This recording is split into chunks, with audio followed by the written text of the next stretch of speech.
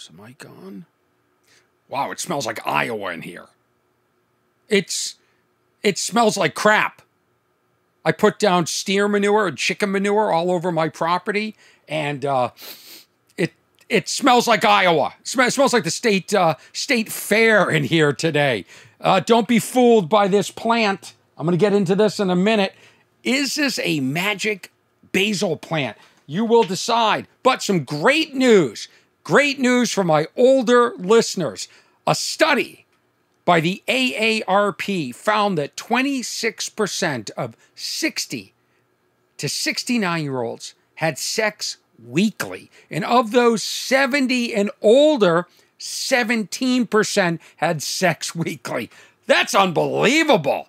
But here's the bad news. The incidence of sexually transmitted diseases, now they're calling them STI, sexually transmitted infections. What was wrong with diseases? Were people offended by STD? Like, why are we changing everything all the time? Anyway, the incidence of sexually transmitted infections, STIs, is persistently climbing among people of all ages. However, it may surprise you to learn that the group in which the numbers are increasing most rapidly is seniors over the age of 65. That's what's wrong with the world. Episode 118. What's wrong with Orny Adams? It's another scorcher in here. It's another scorcher.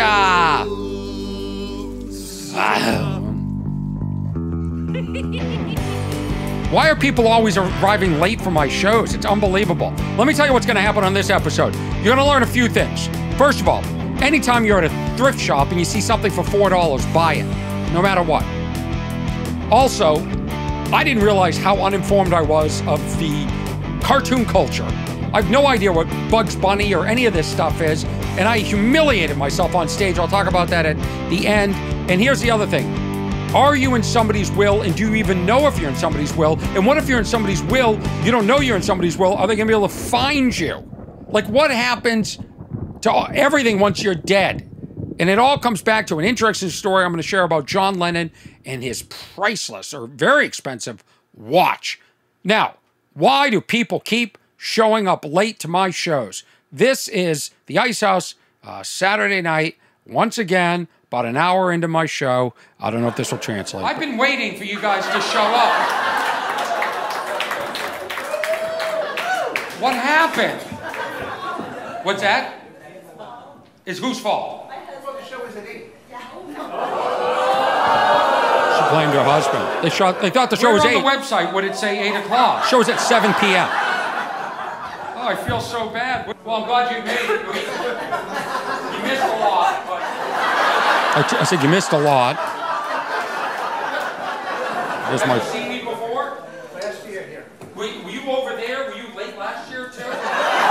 Every show, somebody shows up late. Remember Sarasota? Well, that's great. So we all went around and we all said sexually what problems we're having.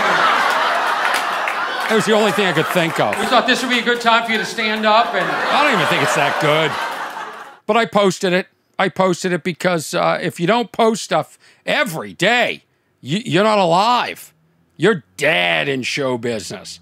That's the new game. Remember Sarasota, February 2024, when this guy showed up late and then he was angry at me, started a fight with me.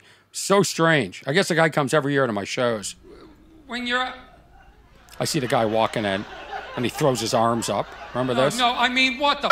You're looking at me like... You're gonna look at me like you're angry at me. You're angry at me. You're late. You're late for my show. You're in the front row. You're old. You have nothing to do all day. You have nothing to do all day, and you're late. You're cool. I love you. I love you. You ever touch a famous person? There you go. There's my line. What happened? Why you late? I just did all new stuff, and now you're... What? There's a lot of traffic in Sarasota? Anyway, I have to tell you this. It really throws me off when people come in late because I'm thinking, They don't understand what I just did. Like, I like to open big. I like to open with some new stuff. I like to weave new ideas and set the foundation. And then you show up late and throws me way off track. It really does. It's like being interrupted. When I talk, if somebody interrupts me, the thought's gone. And nowadays, we're constantly interrupted, whether it's notifications on our phones, ding, ding, ding, ding, ding, ding, ding, ding, or people interrupting. People interrupt more than ever. Listening skills have diminished. It's a bad sign. Everybody's thinking about what they're going to say next. Everybody's thinking about how am I going to impress you. Like, I'll say something and the person will say, oh, I was thinking the same thing. Well, who cares? Let me finish my thought, then you can say that. Everybody's trying to outprove each other in conversation. Listening skills have got, nobody's listening. Everybody has made their minds up, and that's that. And if I can look at my phone and not be interrupted with a notification or by somebody talking to me, I just feel like I can't. The only time I can really finish a thought is when I'm in here. And that's why I like this. And then when I go back and I listen to this and I edit it, I think, maybe I should be interrupted. I'm not that good on the flowing on my own. I'll tell you something. When I listen to this, when I edit it, I think I've got to stop doing this. At the time, I think this is really interesting. Like right now, what I'm saying, I think is really interesting. And then I'll listen to it later and I'll think, you're one of those boring people on this planet. What are you doing? What is this self-serving project, this What's Wrong with Orny Adams podcast? What's that all about? Anyway, this article from studyfinds.org, 6 reasons why STDs, I call them STDs, are skyrocketing among older adults. Well, first of all, probably because you call them STIs now. And older people call them STDs. So they don't even know what STIs are. But some of them are obvious. They don't use contraceptives anymore because, you know, they don't care about no one's going to get pregnant over 65. The other thing is they believe this old myth that you can look at somebody and see that they have gonorrhea. And then older people are whores, apparently. Apparently there's a lot going down at these old age homes. That's why I don't want to put my parents into one of them. But it's a brothel. It's for the men and women. A bunch of, whoring. They're bored and they're just having sex. I thought old people just sat around in their rocking chairs and did nothing. This is a wake-up call for me, for sure. For sure. I'm going to talk about this basil plant here. I had it at the open of the show. It's just distracting my nose from the smell of steer manure. Anyway, does this... I don't want to sound like a magician. Does this look like a magic plant to you? Do you think this has magical powers? Because at the end of the episode, let's talk about the paranormal. The paranormal. And I'll discuss that. Now, I said at the beginning, and I meant it. If you see anything at a thrift store for $4, buy it. Buy it. Woman discovers thrift store vase she bought for $4 is made by ancient Mayans and volunteers to give it back. So look at this vase. Very pretty vase. Now, why they were selling this for $4 makes no sense to me at all. Even if it's a reproduction, it's beautiful. And there's 2 pieces here, so I don't know if that's what she bought was both pieces, but here's the article that I'm reading. Anything could happen to the vase as it sat on the shelf in Ann Lee Dozier's Washington, D.C. home. So this woman buys the vase for $4. She has a cat, she has a dog, she has boys. She put it up on the vase. Could have been knocked over, right? Well, it's 1,200 years old. Okay, the story begins in 2019 when Dozier worked in Latin America for a human rights advocacy group. saw a decorative and old vase on the clearance shelf at the 2A thrift store in Clinton, Maryland. She buys the thing. I would have bought it too. And years later, she goes on a trip to Mexico. She's in a museum. Okay, what museum is she in? She's in Mexico City 5 years later. And notice that the vases at the National Museum were strikingly similar to the one she had at home. So much so that she asked the museum officials, hey, what's going on here? I have a vase that looks just like this. The official recommended that she reach out to the embassy in Washington on her return. Then she, I guess she sent them pictures, and she got an email that said, congratulations, it's real. We would like it back. And so she gave it back, which is the right thing to do. So now it's in the museum in Mexico, and it's a wonderful story. And I guess that's what you should do. I wonder if she asked for the $4 back. Then, by the way, I have a friend, I don't want to say who, but he bought something at a thrift store for like $1,500. And then he suspected that it was an original of something, reached out to Sotheby's. They think it could be worth $350,000, and they're sending somebody to his house. Meanwhile, I'm wasting all my time traveling from gig to gig for pittance. That's unbelievable. So, anyway, here's another story. A thrift store shopper joked she'd found a famous artist's work for $4. Again, $4. A painting found in a New Hampshire attic could fetch between $250,000 and $3 million. That's quite a gap. After the owner had bought it at a thrift store for $4. This is everybody's dream. Certainly my dream.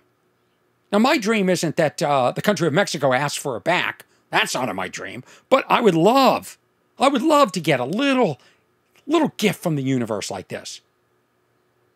That's because it's the lost work of prolific Maine artist N.C. Wyeth, whose signature was on the painting, but she just assumed it was a simple forgery.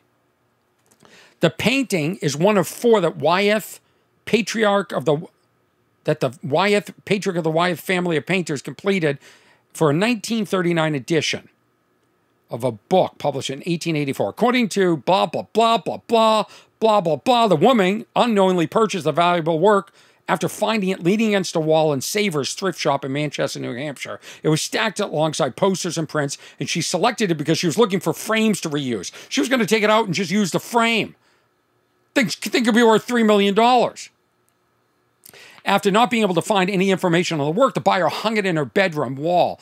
But after a few years, ended up stashing it in the attic. During some May cleaning, are they sure it was in May? Are they sure the May cleaning was in May? She came across the painting yet again, and this time posted pictures of it on the Facebook group dedicated to people finding things lost in walls, attics, dug up from under floorboards, or salvaged from the abandoned house across the street from your grandma's. Oh, cute writing. She connected with a former curator who had handled paintings from 3 generations of the Wyeth family, and she knew almost immediately the piece was legitimate. Boy, I hope she doesn't have to give this back. $4. $4. Wow. So if you see anything for $4 at a thrift store, my recommendation is, buy it. I would buy anything that looked substantial to me. If it looks like it could be worth something, like that vase, it's pretty clear. Or like that painting. Like, why was the painting $4? It's a nice painting. Oh, here's good news. Drinking coffee could prevent premature death from sitting all day. This is from Study Finds. I don't know where the last articles were from, but in fact, I don't even know if any of these articles are even written by human or AI. I don't even know if it's real.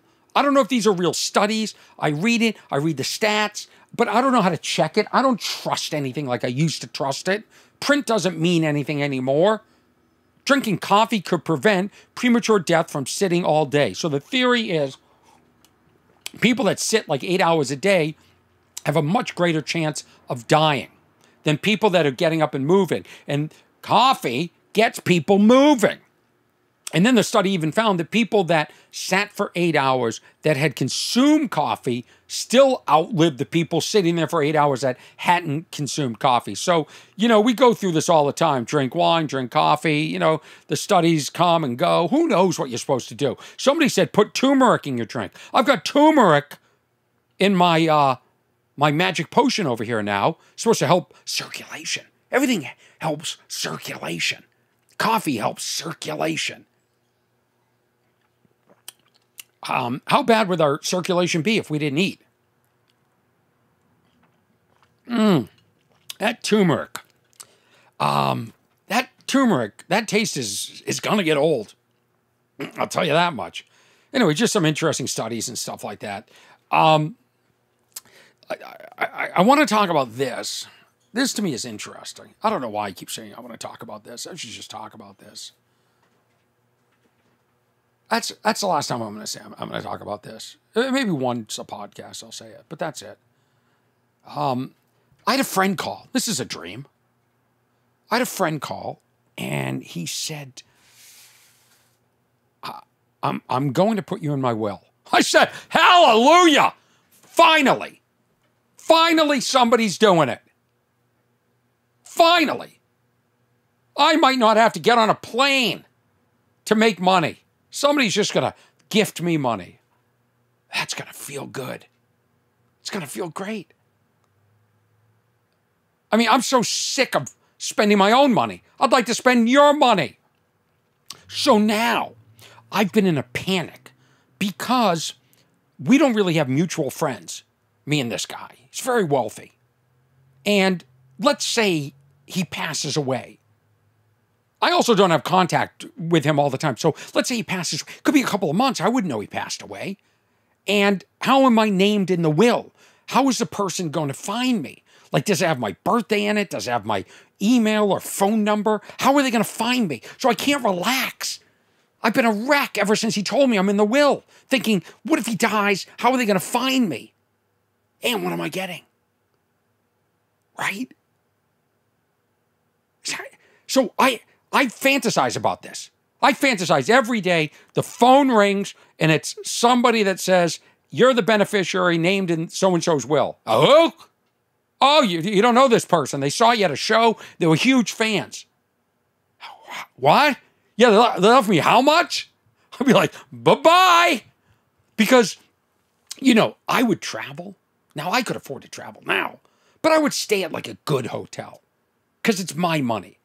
But if it was your money, I'm staying at the Four Seasons. And I'm living it up. I'm ordering extra appetizers. I'm getting the good wine. Now, I can't do that with my money because in my head, I see the pile and I know where I had to go. I had to go Erie, Pennsylvania. I had to go to Edmonton. I had to go to Washington, D.C. I had to go all these places for the last 30 years. Yeah, I had a few breaks, Teen Wolf, but I've worked my ass off. I'm a working comic. I'm blue collar. Okay? I know where all that money came from. There aren't just checks arriving for projects I did. Unreasonable checks. So, you leave me money in your will. Let me tell you, I would enjoy it. I would really enjoy it. You know, I always pay for dinner. And occasionally, somebody will treat. And I got to tell you something. That food tastes a lot better. When I'm not thinking about that bill, how much I have to tip. By the way, here's a thought I had about tipping the other day, which I'm sick of. I want to tip the people that deserve to be tipped. Okay? But most people, the anxiety now of, I like to pay in cash. Okay?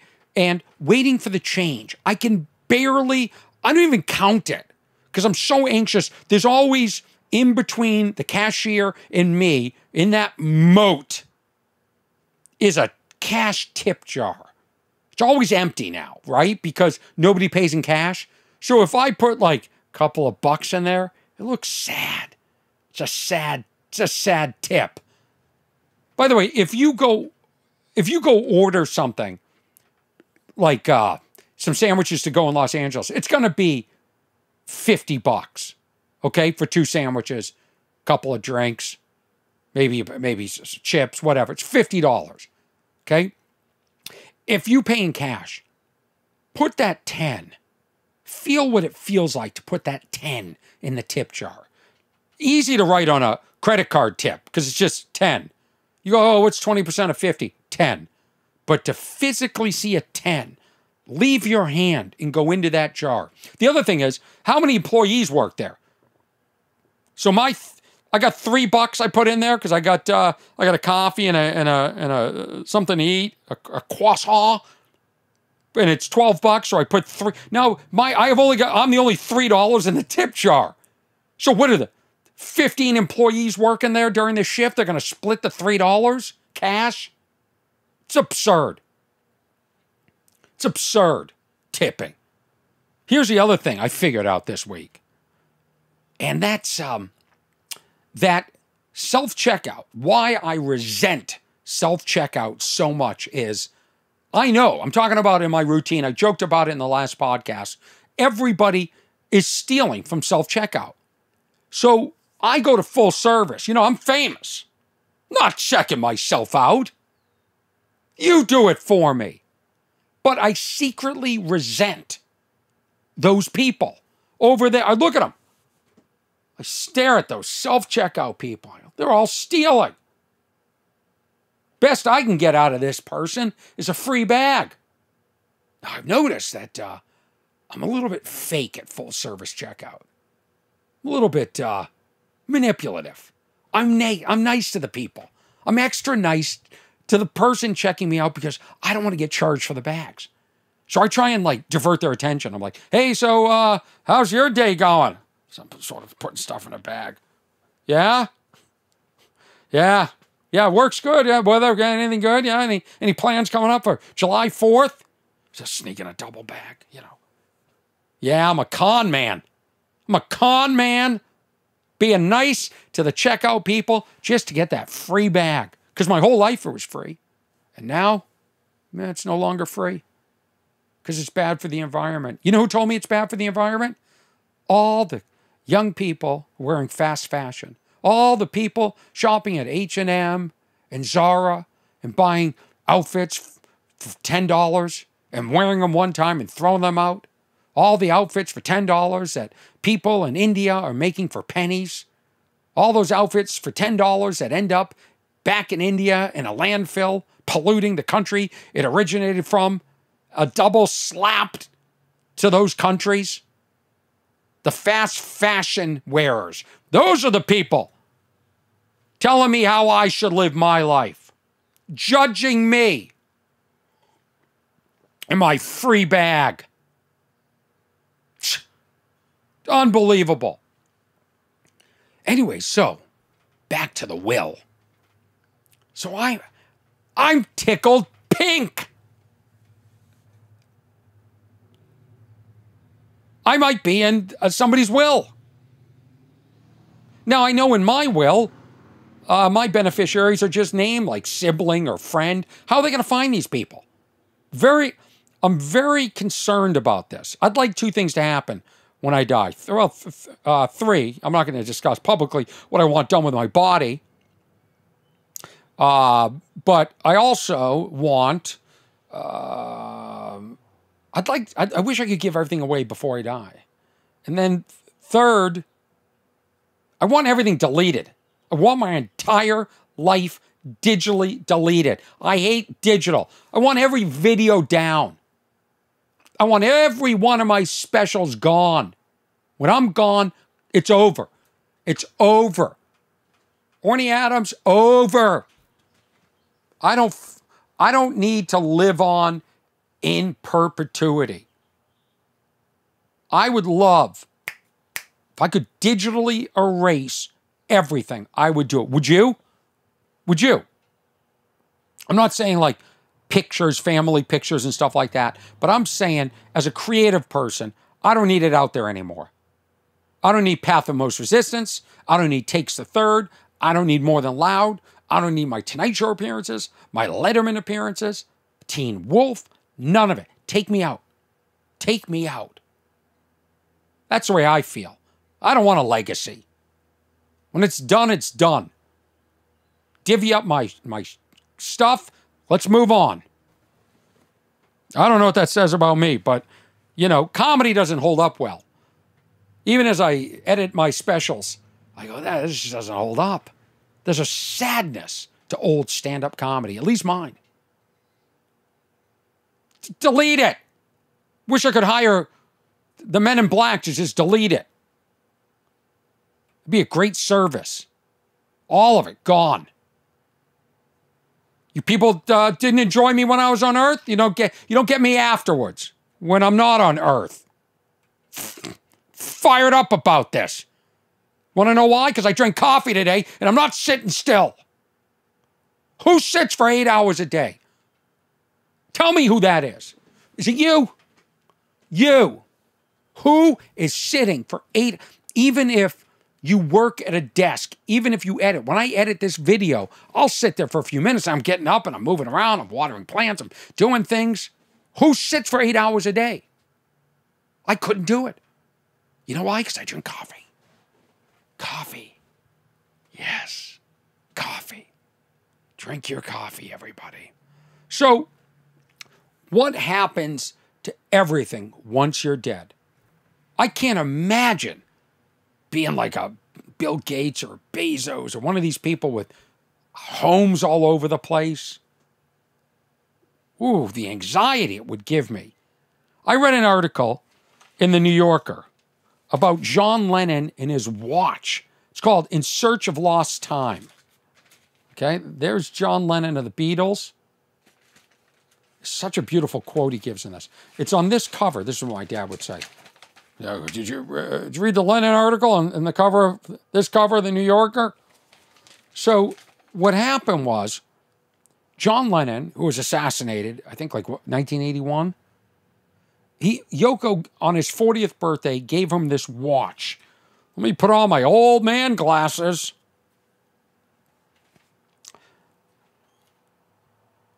John Lennon had a Patek Philippe 2499.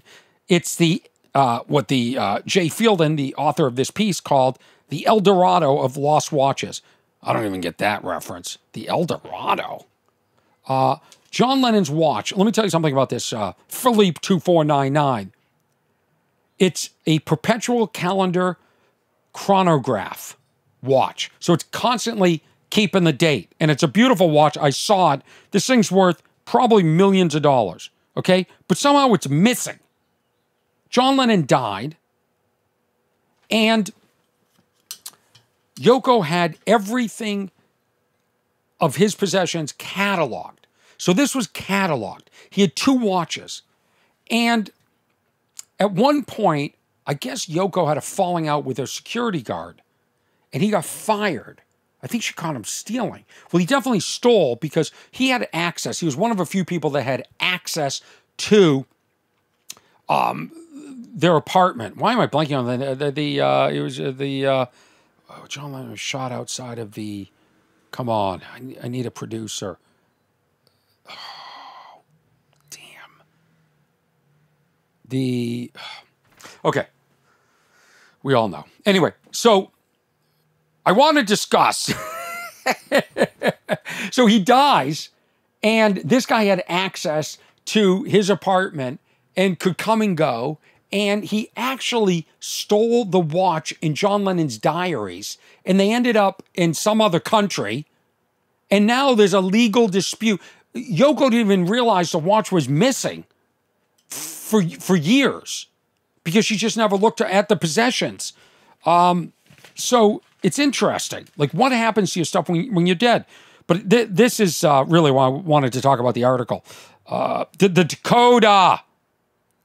Lennon had spent the previous 5 years holed up in the Dakota as a self-proclaimed household, raising his son, Sean, so that Ono, whom Lennon called mother, could take her turn at being the decision-maker of the music business enterprise they'd named Lennon Ono. While Ono dealt with the Beatles' headaches, controlled the purse strings, and invested in real estate, Lennon occupied himself by watching soap operas. This is in the Dakota. We all know the Dakota, right? That's where Lennon lived. We could never forget that, could we? So while she's doing all that, she's running the business. John Lennon occupied himself by watching soap operas, eating bran biscuits and rice, smoking gitanis, whatever that is, and listening to either classical music or Muzak. I love this quote. If I heard anything bad, he later explained, I'd want to fix it. And if I heard anything good, I'd wonder why I hadn't thought of it. So there it is. John Lennon listened to Muzak. And then he got assassinated. And his watch got stolen. And it's like this international mystery. And this bodyguard that they trusted stole the watch and his diaries. Now that to me, imagine stealing somebody's diaries, and he's been trying to sell it. And right now the watch is being kept in Switzerland while the international courts decide who owns it. Well, clearly the Lennon family owns that watch, and they feel very betrayed by that security guard. So, you know, for somebody like me that loves to be in control, death scares me. Not the actual death, but what happens afterwards. What happens to your legacy? What happens when you're not here to defend yourself? What happens when AI takes over and they actually make me successful? They crack the code. It's scary, isn't it? So, I want to talk about this plant, okay? I did it again. Oh my God. Where did I pick up this bad habit I want to talk about? Anyway, check out this plant. This is a basil plant, okay? This basil plant moved itself. This is a paranormal, magical basil plant. Now, it's just a plant I bought at a store. Smells great. Doesn't smell like Iowa. And I repot my basil, or I put it in the ground, it dies. Or I put it in the ground and these moles, I thought I had moles. Turns out I have voles, V-O-L-E-S, because they're eating vegetation. Moles are carnivorous. Voles are vegetarians, much like the Juanalinas, whatever those things were called in Sedona. Anyway, this plant, my question to you is, do you believe in the paranormal? Because I've had some interesting experiences in my life. One, when I lived in my old apartment here in Los Angeles, I lived there for years, and I had a guest bathroom. I always did well. I don't want to tell you that. About to do real well now that I'm in a will. In the guest bathroom, there was a bar of soap. Now, two things happened in this apartment. The bar of soap, which I never used, would magically be next to, like it was in a soap dish, next to the soap dish. It's happened more than once. Now, I'm not crazy, okay? It was in the soap dish. Now it's not. I live alone. How did this happen? The other thing is, I had those old vertical blinds, and, you know, you pull a thing and they go shh, like close like this or open like this. And more than once, all the doors, all the windows were shut, the air conditioner, the heat was off, and these things would just start rattling, frantically rattling. It was bizarre. Now, none of this scared me. None of it. It wasn't scary. And so I went to the office manager, and she had been there for, decades. Oh, no, it was a guy. He was there forever. He's since passed away. And I said, listen, in all your years renting my unit, did you ever hear from anybody about weird things happening in there? Now, I don't believe in most of this stuff. I guess I kind of believe in psychic energy, and I believe in the universal energy and feeling. Like I had a family member that passed away, and I knew it. I was that night, that person visited me in my dreams and said, I've left. And I woke up in the morning and I got a phone call. So explain that. I truly believe that person visited me. I've also, I don't know if I've ever discussed this publicly. I've left my body on stage. I've left my body. I've seen myself. It happened in Chicago at the Improv in Schaumburg. And I'm floating above myself, watching myself. I can see me saying the words. And it's as if I have two brains. The brain that's on the stage, and it's me, and then floating above me with a whole nother brain. And I was up there for a little bit, and then I'm back down. It was absolutely strange. Absolutely happened a couple of times. And I spoke to Gary Shandling about that, and he said, he explained to me what it was. By the way, I reposted a great picture of me and Shandling in his garage with the Larry Sanders set, sitting there fake interviewing each other. And I miss that guy every day. I really do. I know I brought him up on the last podcast too. So I believe in these things. So I went to the manager of the units, the apartment building I lived in. And I said, have you ever heard anything? And he said, no, but the unit on the other side of the building, same floor, I was on the top floor, a 4-year-old child fell to her death. And I said, that makes sense because this isn't scary. And it's playful. It's playful. The soap is out of the dish. And then I said, if this ghost is going to move stuff, empty the dishwasher. Do something useful. So you're not going to believe this plant. What happened? It freaks me out to even talk about it. This plant was on a table outside in my yard, okay? Imagine like a squarish table with 4 chairs around it, pushed all the way in. Basil plant in the middle. I have video of this. I went outside. I had a caprese sandwich, and I wanted to add some fresh basil. So I went outside and I picked some leaves and put it back on the table. I have video of this. I have absolute video of me leaving the plant on the table.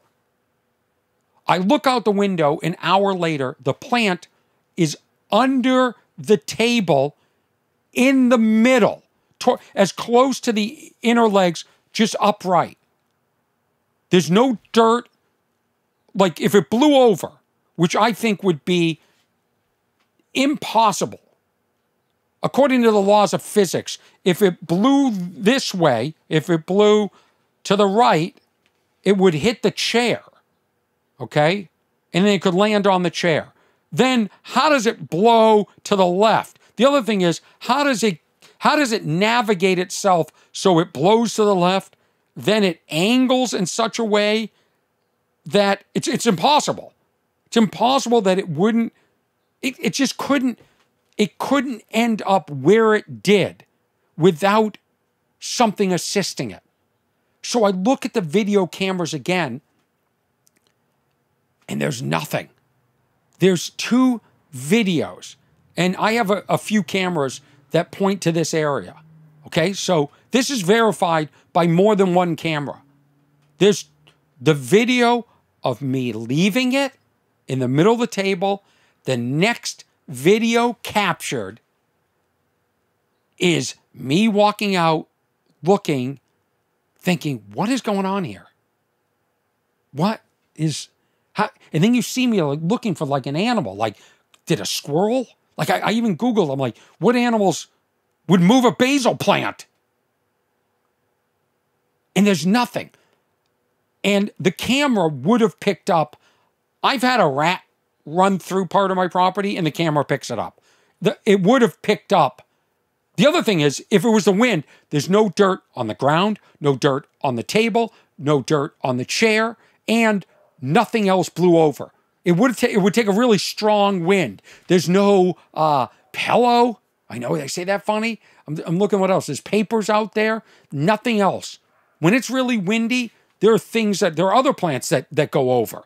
And there's just no way that it could have navigated and ended up where it did. I don't get it. It makes me nervous to think about. Who did this to me? What apparition visited upon me? What message? Is this the message for me to get out of Los Angeles once and for all?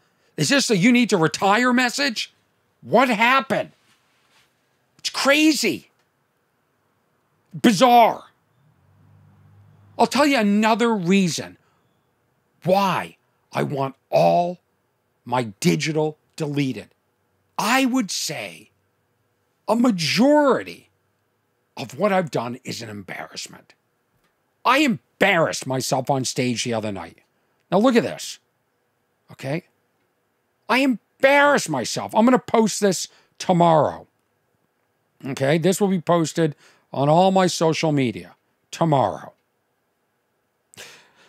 It says, when you have no clue about cartoons. Now, I didn't grow up watching Daffy Duck and Bugs Bunny and Roadrunner and all that other, Hanna-Barbera, all that. I did watch a little bit of the Jetsons. I did watch that. That was interesting. I think The Simpsons is great. But I didn't watch cartoons. It just didn't interest me. I don't know why. I guess because I was a loser. I was reading. I don't know what I was doing. Out running around. Cartoons to me, I thought were dumb. Well, this guy in my show at the Ice House the other night, big fan, in the front row wearing my shirt that says, lower your expectations. He gets the Orny Adams, have you touched a famous person, fist bump, and he's got these tattoos on his arm. And it's a quote from a cartoon. And I didn't know what it was. The entire audience knew. This is embarrassing. Look at this. I'll see if I can talk you through this. What's that? You have no expectations. He says I have no expectations. Perfect. What are all the tattoos? Do you mind when non-tattoo people judge you and ask you what... I said, do you mind when non-tattoo people judge, and you heard someone yell, yeah. I'm rolling it back a little. Do you mind when non-tattoo people judge you and ask you what does it say? It says, I say. I say. What's that? Foghorn Leghorn. Confused. Some kind of... Remember that guy, the big chicken guy? Foghorn Leghorn? This guy? Rolling it back. This guy? There's something kind of... I say.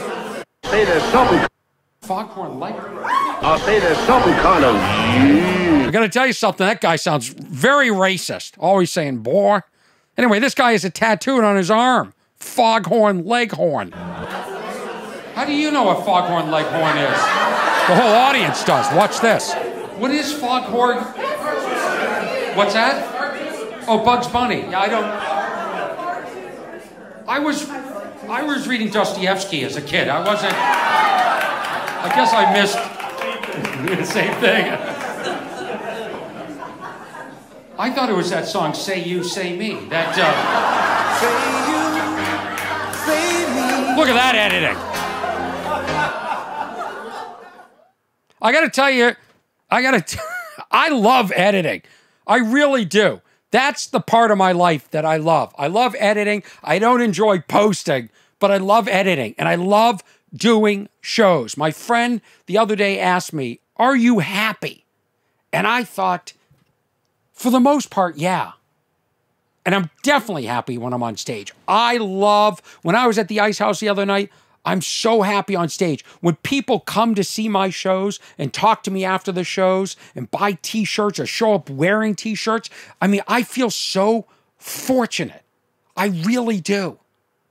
It's the rest of life that just sucks. Remember that t-shirt when we were growing up? Life sucks, then you die? We need to bring that back. We need to drink a lot of coffee and not sit around 8 hours a day Congratulations to the old people still having sex and getting STDs. Congratulations to anybody that buys anything at a thrift store for $4 and it's worth hundreds of thousands. I'd like to thank everyone that's putting me in their wills. That includes Eric Stoltz. Eric Stoltz.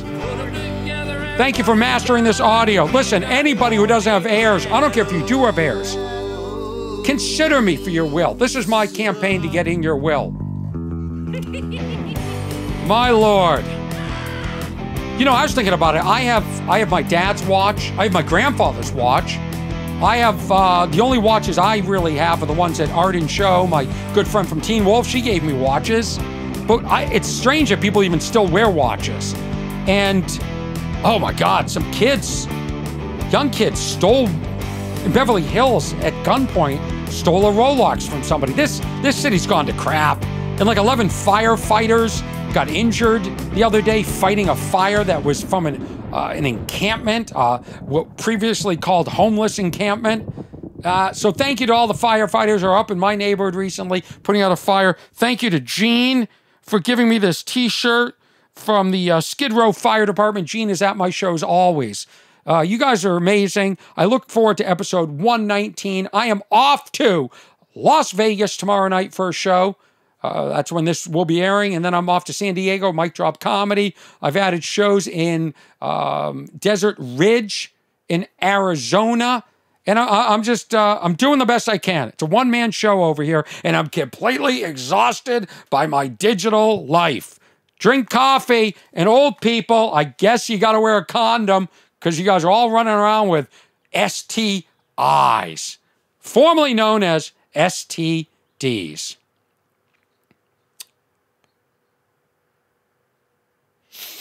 Jesus.